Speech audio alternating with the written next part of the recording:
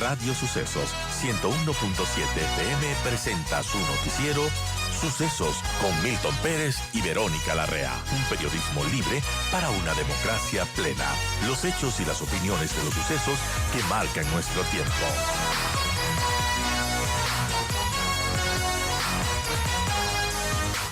Y vamos a seguir analizando el post-debate electoral y bueno, cómo llegan los candidatos a la segunda vuelta, cómo han sido estas semanas. Así que quédense en nuestra sintonía. Yo soy Verónica Larrea, como siempre, encantada de acompañarlos hasta las 9 de la mañana junto a Delia María Bastidas y Milton Pérez.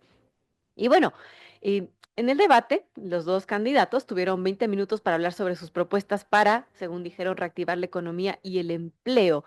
El tema que más acaparó la discusión fue sin duda la dolarización y los temores que existen de desdolarización en el país, pero más allá de eso ambos candidatos coinciden porque de hecho si uno les escucha pues parece que no tuvieran propuestas diametralmente opuestas en ese sentido, en el tema de manejo del modelo económico, porque ambos coinciden en que hay que generar empleo. La pregunta es cómo generar empleo, eh, cómo sostener la dolarización en una economía que, bueno, cada vez necesita más y más y más financiamiento, porque claro, el Estado gasta muchísimo. Estamos con Osvaldo Landazuri, empresario, analista económico, a quien le damos la más cálida bienvenida. Gracias, Osvaldo, gracias por acompañarnos y aceptar esta entrevista. Y bueno, ¿cómo vio usted el debate presidencial? ¿Cuáles son sus impresiones respecto a lo que los dos candidatos dijeron?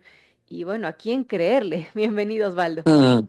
Buenos días, Vero, gracias por la invitación, un saludo. Bueno, yo estoy fuera del país, entonces es interesante ver cómo se recibió la información acá en Europa y en Asia.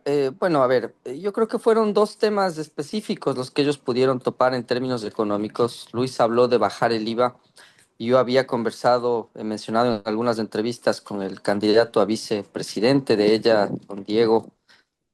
Borja, y él me expresó lo mismo. Yo veo que eso es inviable, les manifestar aquello. Por el lado del presidente candidato Noboa, pues lo que él mencionó es un crecimiento del 4%, lo cual le llevaría a ser el país de mayor crecimiento en América Latina. Tampoco se ve Claro. una probabilidad grande de que eso suceda. Yo estimaría el crecimiento, ojalá, si todo va bien, en un 2%, tal, ojalá un 2,5%. Entonces, si se fija, Vero, esta pequeña introducción es para mencionar primero que las propuestas que se vieron fueron muy vagas, es decir, fue más un debate de insultos o de agresiones antes que un debate de propuestas, de ideas estructurales, de ver qué se transforma en el país para lograr resultados realmente distintos.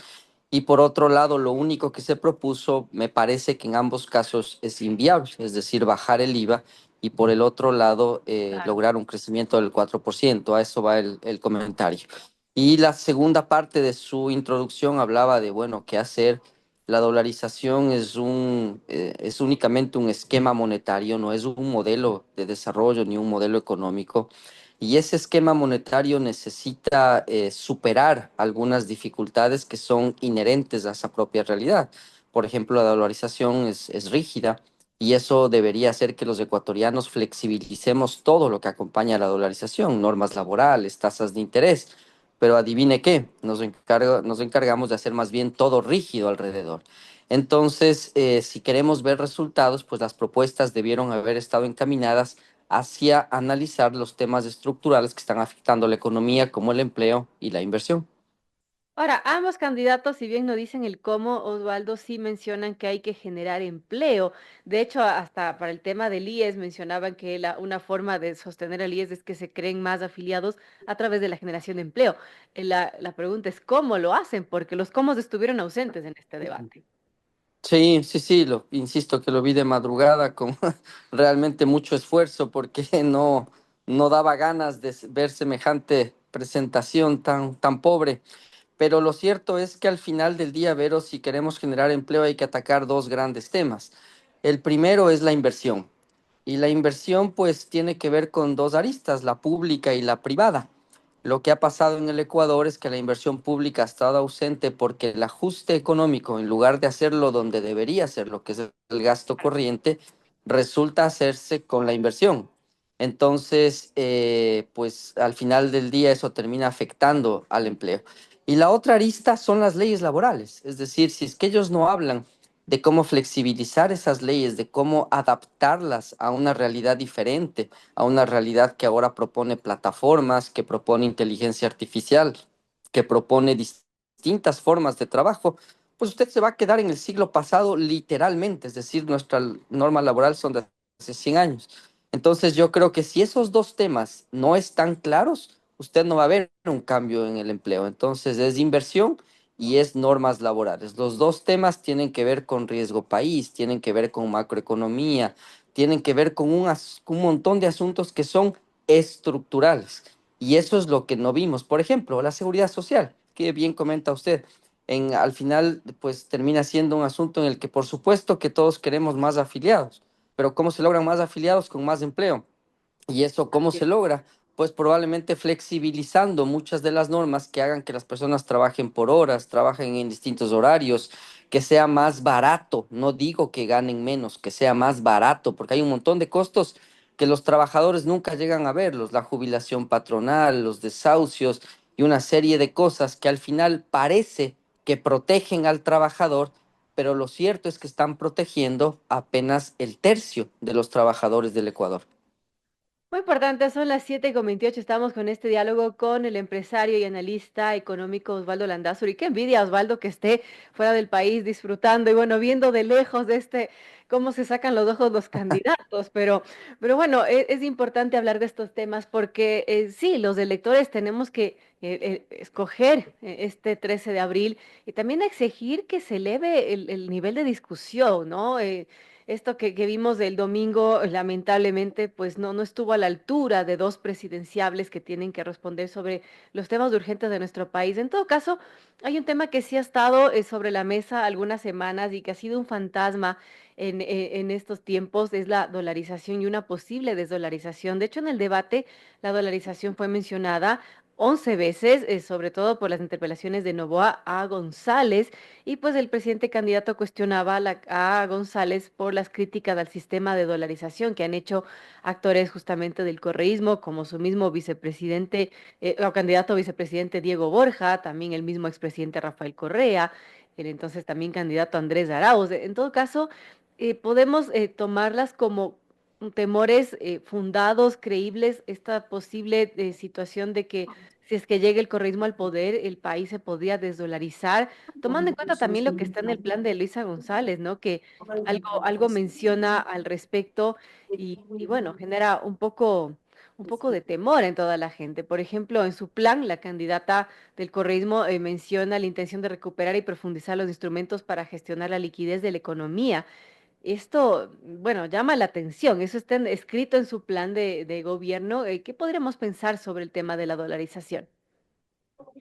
Bueno, primero, Vero, el asunto es ver que estando en el extranjero no es tanta suerte porque en realidad resulta muy difícil hacer negocios, ¿no? Al Ecuador ya le tienen como un país violento, como un país inseguro y cada vez más nuestros socios pues nos increpan, nos preguntan, bueno, ¿y qué pasa con esto otro? Y resulta cada vez más difícil negociar, pero sí, efectivamente me tocó ver por ahora los toros de lejos. El otro asunto es la dolarización. Pues yo creo que, a ver, en la dolarización, Vero, hay que entender que el 97% de la población está de acuerdo en seguir dolarizados.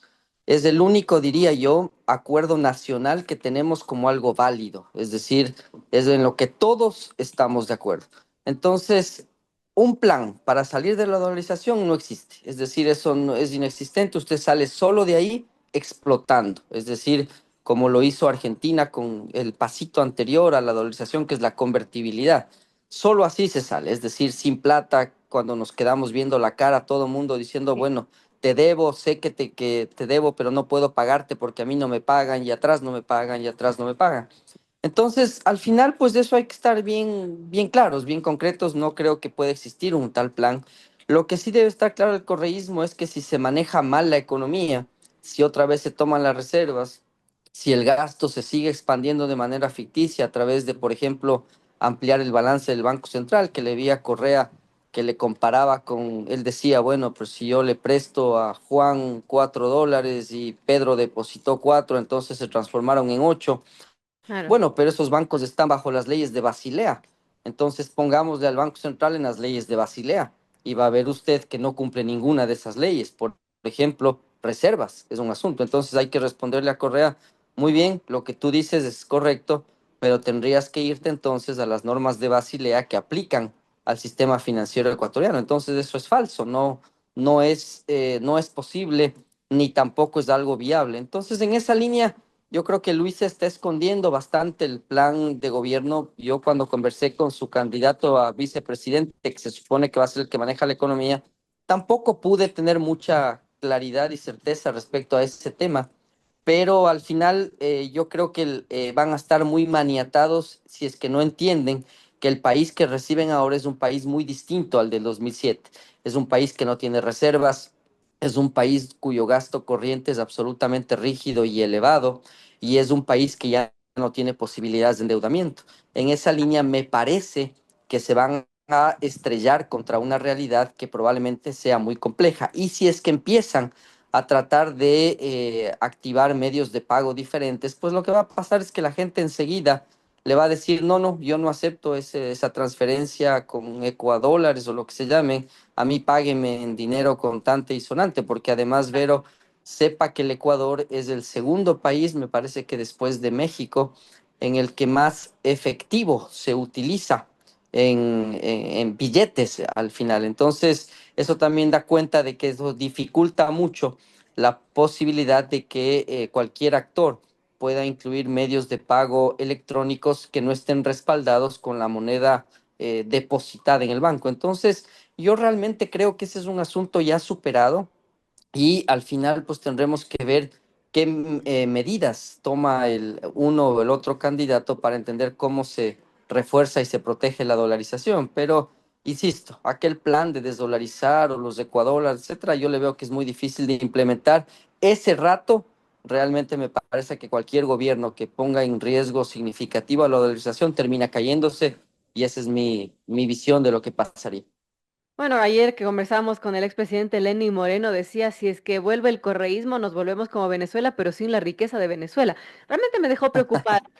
En todo caso, conversamos ahora mismo con Osvaldo Landazuri, analista económico, empresario, y bueno, hablamos del tema económico porque en varias ocasiones que hemos conversado con Osvaldo, realmente, y es triste decirlo, ¿no? Pero el panorama no es muy alentador. En todo caso, en esta segunda vuelta tenemos a dos opciones con propuestas distintas y un futuro que está en juego, que es el país. Y en ese sentido, Osvaldo, ¿cómo llegan estos candidatos en el tema económico? ¿Qué economía reciben y qué margen de maniobra podrán tener con esta economía actual?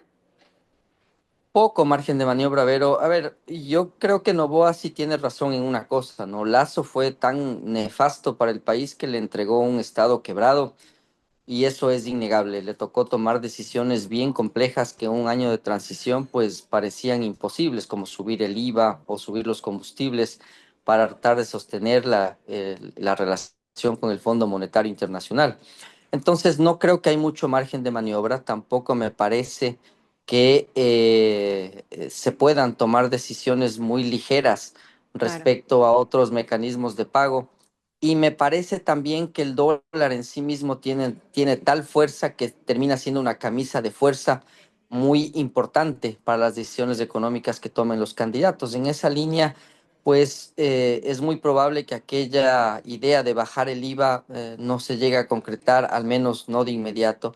Por otro lado, también es cierto, Vero, que si es que usted insiste en este modelo en el que se mira solo el ajuste fiscal por todo lado y luego genera decrecimiento, desempleo, la gente no ve ningún estado en ninguna actividad, no hay cómo sacar una cédula, un pasaporte, tampoco es sostenible. Hay que encontrar un punto medio, dialogando, entendiendo un gran encuentro en el que yo lo primero que creo es que deben cambiar muchas voces, ¿no? Porque incluso veo entrevistas a Dajik y veo entrevistas a los que nos metieron en gran medida en este lío, al propio Correa, etcétera.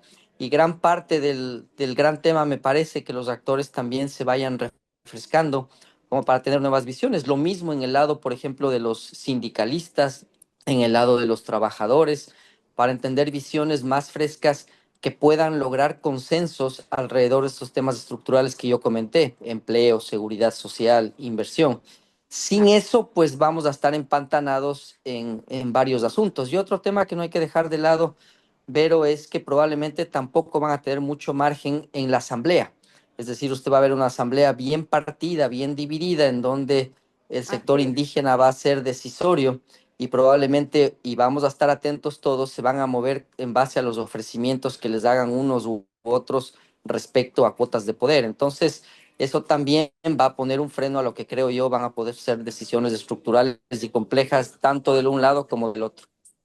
Es muy complejo justamente lo que estamos viviendo en todo caso. Y para terminar, Osvaldo, usted mencionaba que, bueno, el país requiere de reformas estructurales profundas, leyes laborales que, bueno, por algún motivo no se quieren tratar en el legislativo, traer de alguna manera la inversión, pero bueno, ¿cómo lograr eso? ¿Qué tipo de cambios tendrían que hacerse de la mano de todas estas nuevas leyes o reformas para que, bueno, el país salga realmente de este hoyo en el que está? Yo creo que lo primero es establecer nuevos actores que permitan incorporar una discusión diferente. Por ejemplo, incorporar a los informales en las conversaciones del empleo me parece fundamental. Me parece también que el esfuerzo, el sacrificio que hacen tanto gobierno como sociedad deben estar encaminados hacia la transparencia, que tampoco hay. Es decir, acuérdese, Vero, que no se audita Petroecuador, no se auditan los hospitales, no se audita nada de lo que está realmente como causando ruido. Entonces ahí se ve que el interés de fondo que tienen los actores políticos es mantener el statu quo. Entonces, al final, tanto el un lado como el otro siguen con el interés de que Petroecuador, de que CNEL, SELEC sigan siendo botines políticos. Entonces, yo creo que eso será lo primero para ver si en realidad el gobierno tiene la intención verdadera de cambiar. Así es, eso está por verse. Muchísimas gracias, Osvaldo Landazuri, por este Un análisis gusto siempre ver. tan real y tan lúcido y didáctico. Gracias por acompañarnos. Un abrazo, ver.